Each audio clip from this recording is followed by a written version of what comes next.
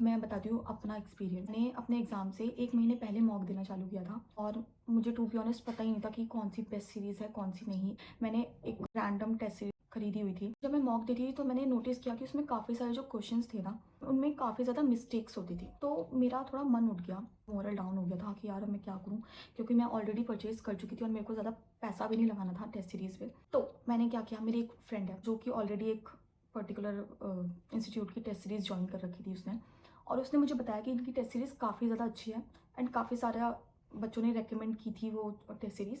तो मैंने उसको बोला कि यार एक बार मैं मॉक मतलब देख लेती हूँ, अगर मुझे अच्छी लगी तो आई विल परचेज़ इट। तो थोड़ी महंगी भी थी और स्टूडेंट टाइम में आपके पास इतना पैसा भी नहीं होता इतनी हज़ार रुपये की टेस्ट सीरीज़ आप खरीदो। मैंने वहाँ के मॉक टेस्ट सॉल्व करने चालू किए तो मैंने एक चीज़ नोटिस की कि उनका जो पैटर्न था वो बिल्कुल मेंस की तरह था।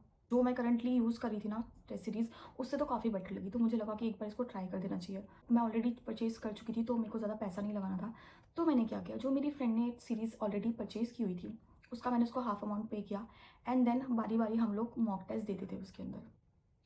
एंड आई नो अब बहुत ज़्यादा चिंदीपना भी लग रहा होगा काफ़ी लोगों को, बट उस टाइम पे भाई मेरे को इतने पैसे नहीं लगाने थे अपनी टेस्ट सीरीज़ में। ऑब्वियसली दिन में आप 1 या 2 ही मॉक टेस्ट दे पाओगे, उससे ज़्यादा नहीं दे पाओगे।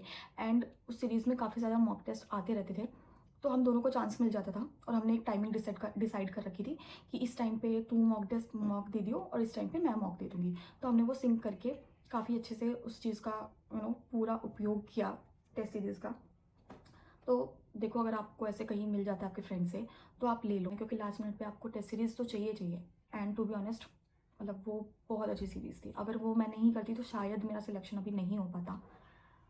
सो यस, तो ये बस मेरा पर्सनल पॉइंट ऑफ व्यू था। सेकंड चीज़ जो मैंने की थी, जब मैंने टेस्ट देना शुरू किया था तो उधर मेरी रैंक बहुत ज़्यादा आती थी एंड मुझे लग रहा था कि इस बार भी मेरा एग्ज़ाम क्लियर नहीं होगा।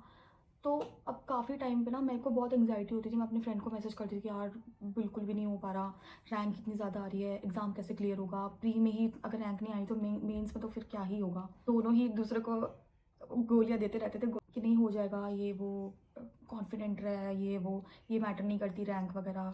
बट समहाउ आई न्यू कि अगर इधर ही इतना गंदा परफॉर्म कर रही हूँ मैं तो वहाँ पे तो क्या ही होगा, क्योंकि यहाँ पे थोड़े बच्चे हैं, वहाँ पर प्री में लाखों बच्चों के साथ मैं कंपटीशन कर लूँगी। तो मुझे कहीं ना कहीं लग गया था कि भाई अभी अगर मैं इस स्पीड से चलती रही, मैंने कुछ नहीं किया, तो फिर मेरा सिलेक्शन नहीं हो पाएगा। मैंने सोचा कि भाई अपने नेगेटिव्स पे ध्यान देती हूँ, अपनी अटेम्प्टिंग पे ध्यान देती हूँ, जो कि चीज़ें मैंने आपको ऑलरेडी बता चुकी है। अब आती है अपनी फाइनल चीज़, मॉक एनालिसिस करना।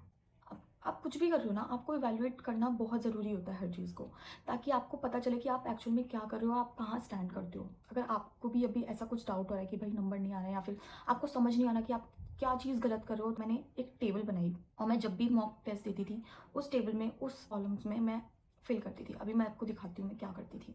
तो अभी नोटबुक लेके बैठ जाओ और ऐसे 3 कॉलम बना लो। इधर लिखना है मॉक नंबर, फिर राइट, रॉन्ग और स्किप, क्योंकि सिर्फ 3 ही पॉसिबिलिटीज होती हैं। अब राइट के सेक्शन में हम 2 सब सेक्शन बनाएंगे जिसके अंदर आएगा श्योर और गेस।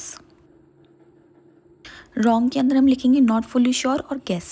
स्किप में लिखेंगे फॉरगॉट, न्यू टॉपिक या फिर नॉट रिवाइज्ड। अब इन सेक्शन को आप अपनी तरीके से भी इम्प्रोवाइज कर सकते हो। मेरे को उस टाइम पे जो सही लगा मैंने वैसे किया। अब मैं थोड़ा समझा देती हूँ। सपोज 100 नंबर का टेस्ट है और उसमें से आपके राइट 50 हुए हैं, रॉन्ग 30 हुए हैं और बाकी 20 आपने स्किप किए हैं। अब जो आपके 50 राइट हुए हैं आपको उनका रीजन लिखना है। अब 50 में से मानो आपके 30 आप फुल्ली श्योर थे पर बाकी 20 में आपने गेस किया है। अब आते हैं रॉन्ग सेक्शन में। अब हम जो अटेम्प्ट करते हैं वो यही सोच के अटेम्प्ट करते हैं कि हमारा आंसर सही होगा, बट जब वो आंसर गलत निकल जाता है और हमें रीजन नहीं पता होता कि वो रीजन क्या है तो प्रॉब्लमेटिक चीज होती है। सो रॉन्ग आंसर के 2 रीजन हो सकते हैं, नॉट फुल्ली श्योर या फिर आपने गेस किया है वो गेस गलत निकल गया है। ऐसे ही आप स्किप वाले सेक्शन में भी करोगे एंड देन इससे आपको आइडिया लग जाएगा कि आप क्या चीज गलत कर रहे थे और आपको किस सेक्शन में वर्क करने की जरूरत है। आई होप ये समझ आ गया होगा। अगर नहीं आया तो आप एक बार कमेंट सेक्शन में लिख देना, मैं अलग से पूरी वीडियो बना के डाल दूंगी। सो आई होप ये सब चीज़ें थोड़ी सेंस बना रही होंगी एंड आई एम श्योर कि ये चीज़ बहुत ज़्यादा हेल्प करेंगी, क्योंकि पर्सनली मुझे बहुत हेल्प की थी। मेरे को भी किसी ने कुछ बताया नहीं था, ये सब चीज़ें मैंने ही अपने आप ही डिस्कवर की थी। तो ये चीज़ें हेल्पफुल लगती हैं तो प्लीज़ मुझे बताना। एंड इफ़ यू वांट आप भी ये चीज़ ट्राई कर सकते हो एंड मुझे फिर ज़रूर बताना कि ये थोड़ी हेल्पफुल लगी आपको कि नहीं लगी। सो या that's it for today's video. अगर वीडियो पसंद आई हो तो मेरे को ज़रूर बताना, और कुछ भी डाउट हो, किसी भी टाइप का डाउट हो तो आप मुझे बता सकते हो and I will try to help you. I know आप लोग बहुत अच्छा परफॉर्म करोगे एग्जाम में, बस इन छोटी छोटी बातों का ध्यान रखना। एंड या that's it for today's video. Bye.